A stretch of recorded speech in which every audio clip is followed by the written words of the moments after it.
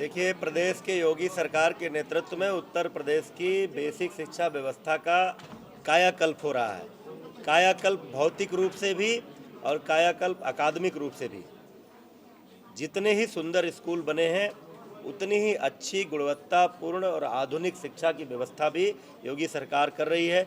उसी क्रम में हमने 4 सितंबर 19 को शिक्षक दिवस की पूर्व संध्या पर माननीय मुख्यमंत्री श्री योगी आदित्यनाथ जी के कर कमलों से मिशन प्रेरणा का शुभारंभ उत्तर प्रदेश में किया था, जिसके अंतर्गत अनेकों तरह के कार्यक्रम हम लोगों ने चलाए, जिससे उत्तर प्रदेश के सरकारी स्कूलों में जहां गांव गरीब मजदूर किसान का बच्चा पढ़ता है, उसको भी गुणवत्तापूर्ण और अच्छी शिक्षा मिल सके। उसी अभियान के अंतर्गत आज हमने एक ऐतिहासिक उपलब्धि अर्जित की है।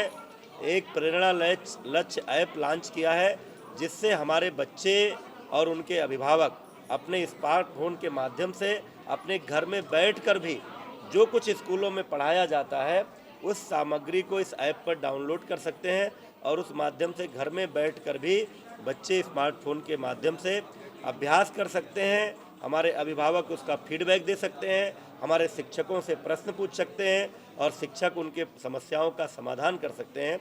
उसी ऐप को लॉन्च करने के लिए आज इस कार्यक्रम का आयोजन हुआ था। इस अवसर पर मैं अपने पूरे विभाग को और आप सभी को बधाई देता हूं। बड़ा सवाल इस बात का है कि जिन बच्चों को फीस देने के लिए दिक्कत होती है, वो एंड्रॉइड फोन में किस प्रकार की क्लास ले पाएंगे, ग्राउंड लेवल पे किस प्रकार से आपने तैयारी की है इसको लेकर? देखिए, ये सब व्यवस्थाएं ये सपोर्टिव हैं।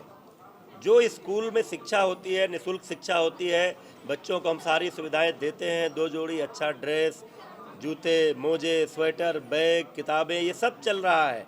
क्लासरूम टीचिंग भी चल रही है। हम धीरे धीरे हर स्कूल को स्मार्ट क्लास देने की व्यवस्था भी कर रहे हैं, लेकिन ये सुविधा उनके लिए है जिनके पास स्मार्टफोन है, वो चाहें तो इसका उपयोग कर सकते हैं। जैसे जब बहुत सारी ऐसी सुविधाएं हैं जो स्मार्टफोन से इस समय वो जन सुविधाएं मिल रही हैं, तो जिनके पास है वो उसका उपयोग करेंगे, जिनके पास नहीं है उनके लिए स्कूल टीचिंग के कार्यक्रम तो चल ही रहे हैं। मंत्री जी, एक सवाल है, पिछले भी कई ऐप लॉन्च हुए और ये भी जो ऐप लॉन्च हुआ है, क्या इस ऐप में कोई मूल्यांकन की व्यवस्था है कि आने वाले समय में विगत 1 महीने में कितने लोगों ने इस ऐप को यूज किया, क्या प्रभाव पड़ रहा है, इस ऐप के फायदे क्या हो रहे हैं? बिल्कुल, हमारे मिशन प्रेरणा प्रोग्राम के अंतर्गत हमारा पूरा कंट्रोल रूम काम करता है। हमारे किसी भी कार्यक्रम से कितने लोग जुड़ रहे हैं, उसका फीडबैक क्या है, उसमें समस्याएं क्या हैं, ये सारा हमारे पास आकलन होता है। इस ऐप को भी जितने लोग डाउनलोड करेंगे वो जानकारी हमारे पास आएगी, कितने लोग फ्रिक्वेंटली यूज कर रहे हैं वो जानकारी आएगी, कितने लोग नहीं यूज कर रहे हैं वो जानकारी आएगी। ये सारा डेटाबेस हमारे पास है।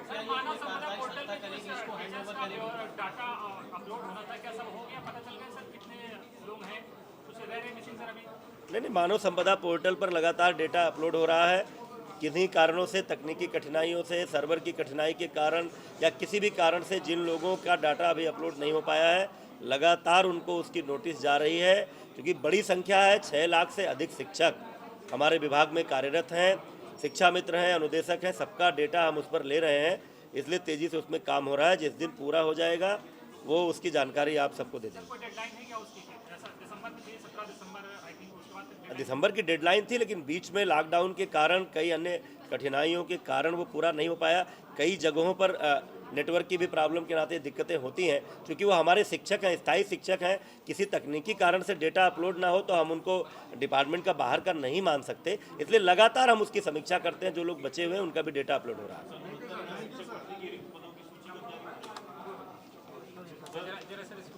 69,000 शिक्षक भर्ती प्रक्रिया पूरी हो चुकी है। कुछ लोगों की कुछ कमियां थी उनके आवेदन में, उसमें जहां जितना संभव था उसका निराकरण हो रहा है। जिस दिन ये भर्ती प्रक्रिया पूरी हो जाएगी उसके बाद आगे की सोचेंगे।